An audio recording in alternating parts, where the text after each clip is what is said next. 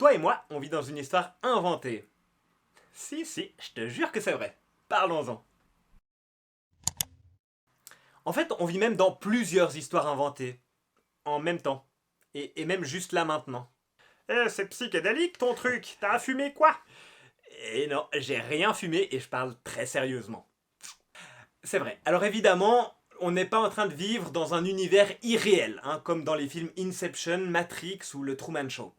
Non, simplement, le monde réel, c'est vrai que c'est un truc compliqué. Il se place plein de choses de tous les côtés et notre petit cerveau humain a besoin d'ordonner tout ça pour y mettre du sens. Et pour bien vivre en société, c'est préférable que tout le monde, dans sa tête, ordonne le monde à peu près de la même façon. Et c'est là qu'intervient le concept sociologique de grand récit. Un grand récit, c'est l'histoire qui t'est racontée pour t'aider à te structurer et à donner du sens à ta vie dans une société donnée. Par exemple, il y a le grand récit national. Si t'es suisse, on te raconte que le pays a été fondé il y a 700 ans par 3 paysans qui ont fait une alliance dans une prairie située au Grutli. Ça aurait pu rester une jolie histoire. Sauf que c'est devenu le grand récit national. Quand tu entres au palais fédéral, c'est le parlement suisse, tu tombes sur ça. Une statue monumentale de ces 3 bonhommes. Et en tant que Suisse, on vit dans le récit qu'on est issu de paysans montagnards qui se sont libérés des riches chevaliers qui venaient les opprimer. Même si ça n'a pas une grande ressemblance avec mon quotidien en ville actuellement, ni avec l'histoire de la partie francophone de la Suisse où je me trouve. Et nos héros nationaux en Suisse, c'est Guillaume Tell avec son arbalète. Ça, c'est l'histoire du mec qui a refusé de faire une courbette devant un noble. C'est aussi l'histoire de Heidi, la petite bergère, qui nous apprend que la montagne, c'est quand même vachement mieux que la grande ville. Et ces histoires, elles sont plus ou moins vraies, mais c'est pas ça qui est important. Ce qui importe, c'est qu'elles ont été sélectionnées pour nous raconter ce que c'est que d'être un vrai Suisse. Et ça légitime aussi la forme de gouvernement qu'on a. Et en fait, chaque pays a son grand récit national. En France, je crois, il y a les rois de France et puis la Révolution française, qui servent à définir ce que c'est que d'être un vrai Français, avec un président roi et une démocratie qui s'appuie beaucoup sur les grèves. Pour nous les Suisses, ces choses-là, là, le président puis les grèves, c'est des choses incompréhensibles. Ça ne correspond pas du tout à notre grand récit. Bien sûr, il existe d'autres grands récits. Le colonialisme, l'esclavage, le patriarcat, le libéralisme, les révolutions, le Big Bang en tant qu'origine de l'univers, le progrès scientifique, etc. Alors évidemment, ces récits-là nous racontent des événements historiques réels. Je ne mets pas en doute le fait que c'est des faits réels. Mais je souligne que ces faits réels ont été sélectionnés parmi d'autres et mis en scène pour nous dire quelque chose de nous-mêmes et pour légitimer l'ordre des choses dans lequel on vit. On va y revenir. D'où viennent ces grands récits? Alors, je vais en décevoir certains peut-être, désolé. Il n'y a pas de grands complots ourdis par des extraterrestres. Il y a seulement des conflits d'intérêts entre différents groupes d'humains. Et les vainqueurs écrivent les manuels d'histoire. C'est presque toujours comme ça que ça se passe. D'ailleurs, c'est très visible maintenant avec la guerre en Ukraine. Il existe actuellement 2 grands récits en concurrence.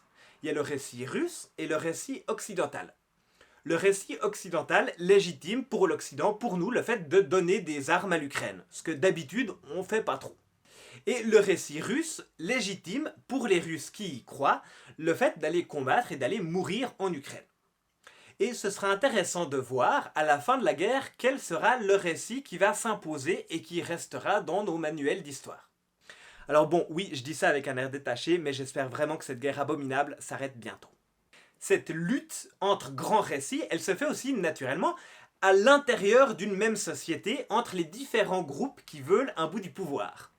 Et ces différents groupes, ils vont tenter de réécrire un bout des grands récits. Par exemple, aujourd'hui, on met en avant les grandes femmes du passé. Ces grandes femmes, en particulier dans les domaines de la science et de la politique, pour donner un récit alternatif au patriarcat. Et cette histoire reféminisée, elle doit servir de modèle aux petites filles, pour leur donner envie à elles aussi de devenir des scientifiques, des politiciennes ou des chefs d'entreprise. Et là, je dois ouvrir une parenthèse encore pour mentionner un nouveau type de grand récit qui a pris beaucoup d'importance ces dernières années. C'est les récits conspirationnistes ou théories du complot. Et là, c'est un peu étrange parce que ça repose pas sur un fond de vérité. Alors bon, ça ils sont pas les seuls, hein. Les nazis ou les communistes ont fait ça aussi, raconté plein de mensonges. Mais ce que je trouve surtout étrange là, c'est que dans ces récits conspirationnistes, on voit pas à qui profite le crime. À qui est-ce que ça profite de diffuser des histoires de terre plate ou d'extraterrestres? Qui va pouvoir gagner du pouvoir grâce au fait que les gens croient à ça? Peut-être les gens qui gagnent des vues sur YouTube et à qui ça fait un peu d'argent, mais je suis même pas sûr. Ça reste un mystère pour moi. Enfin, fin de la parenthèse. Les grands récits pour structurer une société, ça date pas d'hier. Les religions font ça depuis très longtemps. Et ces récits-là servent à donner du sens à ce qui existe, hein, de la même façon. Pourquoi le soleil brille? Comment est-ce que je peux avoir de la pluie pour mes cultures? Pourquoi est-ce que les humains existent? Quel est le but de la vie? Et ce genre de questions. Bon, une fois qu'on a dit tout ça, le danger, ce serait de se dire qu'il n'existe pas de vérité, que tout est relatif, que tous les récits se valent. Et ça, moi, j'y crois pas du tout. Tous les récits ne se valent pas. Alors, j'ai dit, certains récits, c'est vrai, c'est des mensonges invités de toutes pièces. Tu peux les déchirer et les mettre à la poubelle. Et beaucoup d'autres récits sélectionnent une partie de la réalité qui correspond à un message précis. Par exemple, voilà un message d'un grand récit, hein, l'esclavage, c'est mal, il faut plus le faire. Ouais, j'aime bien ce message-là aussi. Hein. Alors, on a de la chance, aujourd'hui, on a un grand accès à l'information, donc une possibilité pour retrouver ce qui est vrai, c'est de se renseigner, d'enquêter, de rechercher les arguments pour et les arguments contre et de consulter différents spécialistes éventuellement. Et alors la Bible, c'est aussi un récit fantaisiste utilisé pour légitimer les gens au pouvoir? Alors à mon avis, non. Enfin, c'est-à-dire, oui, la Bible propose aussi un grand récit. On voit ça très nettement, par exemple dans l'évangile de Jean dans la Bible. Il précise que Jésus a fait plein d'autres choses, mais que le rédacteur de l'évangile, Saint Jean, a utilisé un certain nombre d'événements dans le but de faire passer un message bien précis. À mon avis, le grand récit de la Bible contient beaucoup de vérités qui sont très utiles pour comprendre le monde et bien vivre. Mais attention à ne pas faire n'importe quoi avec ce grand récit. Je m'explique. D'abord, c'est bien de distinguer entre la religion et la spiritualité. Au Moyen-Âge, l'Église était le groupe dominant en Europe. Et à cette époque-là, l'Église a tenté d'imposer des grands récits qui n'ont rien de spirituel, mais qui servaient seulement à légitimer le pouvoir. Par exemple, on disait que l'humain était géographiquement au centre de l'univers. Et on disait que le soleil tournait autour de la Terre. Bon, alors ça, c'est pas dans la Bible déjà, et c'est un exemple, et il est possible qu'il existe aujourd'hui encore des récits religieux qui servent à augmenter le pouvoir de certains individus, mais ces récits-là, ils n'ont rien de spirituel au fond. Je pense notamment que c'est surtout le cas aux États-Unis. Parce que chez nous, l'église, c'est pas vraiment le lieu que je te recommande si ton but dans la vie c'est d'avoir du pouvoir. Par contre, je pourrais te recommander l'église pour plein d'autres raisons, mais pas si tu veux avoir du pouvoir. Ensuite, la Bible contient des récits parfois un peu contradictoires, qui sont comme des textes qui débattent les uns avec les autres.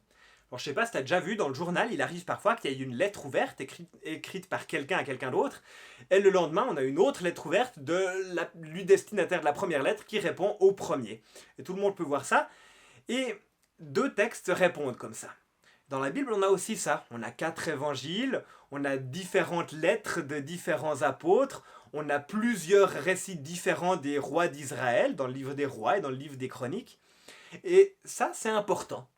Ça nous permet de ne pas nous enfermer dans un récit qui serait inutilement fermé. Ça nous enseigne que parfois, c'est dans le dialogue entre les textes qu'on voit émerger ce qui est vraiment important.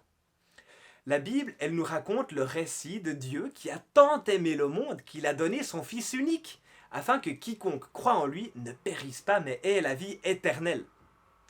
Quand on regarde tous ces textes bibliques qui dialoguent entre eux, le message général qui se dégage, il sert à apporter de l'espoir au monde, à nous encourager à donner le meilleur de nous-mêmes, pour un monde meilleur et pour que tous les humains puissent vivre réellement, grâce à Jésus-Christ qui nous donne de vivre réellement et éternellement.